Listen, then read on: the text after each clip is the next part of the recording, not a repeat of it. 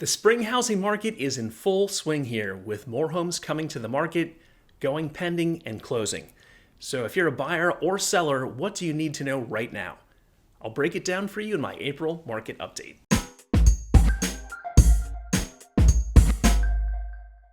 Hi friends, I'm Realtor Scott Tompkins, your 360 agent. I live right here in beautiful Olympia, Washington, and here are my key takeaways about the real estate market in Thurston County for April 2026. The number of new listings was up about 15% from last year. Our active inventory is up a third from this time last year and almost the same as last month. Pending sales are up around 13% from 2025, and closed sales increased by about 18%. The typical home that sold here in March was built in 1996, had just over 3 bedrooms and 2 baths, and featured just over 2,000 finished square feet.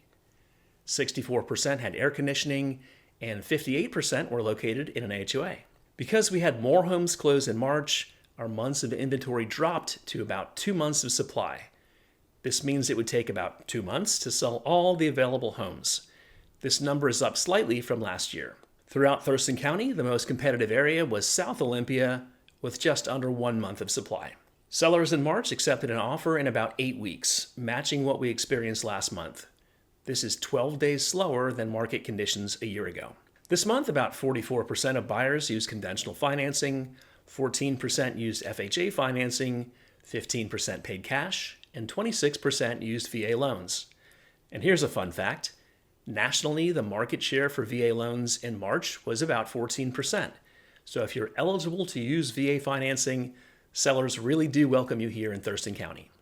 Homes this month sold for 99.5% of the listing price. No change from February, but down 1% from last year. Last month, our median sales price dipped slightly. This month, it increased slightly to about $533,000, a yearly increase of 2.5% or around $13,000. Remember that median is the middle price, where half the homes sold for less and half sold for more. Our average sales price of just under $588,000 represents a yearly increase of 3.5% or roughly $20,000.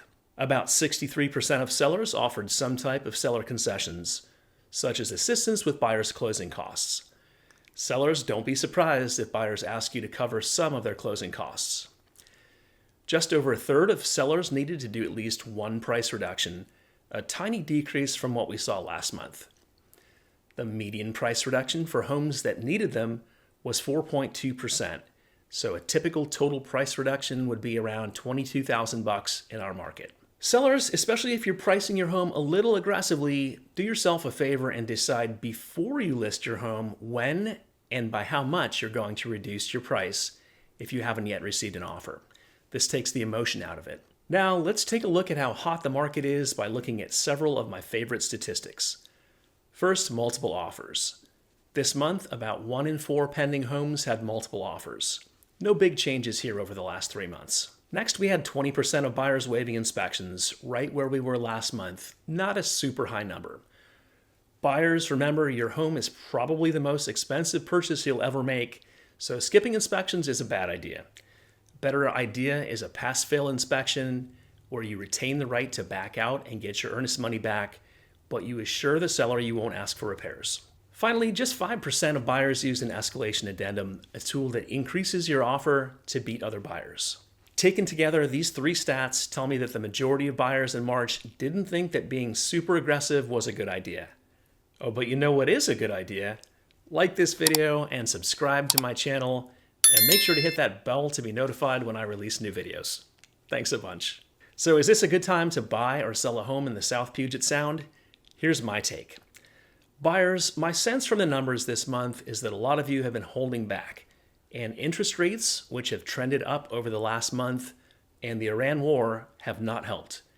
Relatively few buyers have been waiving inspections or using an escalation addendum, and homes are still staying on the market close to 8 weeks and going for just under the list price. The positive news for you is that you are not facing white-hot competition from other buyers. So if this is your season to buy, get talking to a kick-ass loan officer and get pre-approved. Because Thurston County is a relatively small market, when I consult with new buyers, I always encourage them to focus on must-haves and deal breakers. 2 bathrooms, a garage, whatever your thing is. In other words, stick to what's important, but don't overcomplicate your search. Feel empowered to ask for reasonable closing cost help or a little off the listing price, but be reasonable. Reasonable gets it done, excessive gets your offer rejected. If you're interested in an overview of the home buying process here in Washington, check out my 7-video home buyer series with my top tips, or let's grab coffee and chat about your needs. Sellers, you get a sense of what you're looking at on the listing side.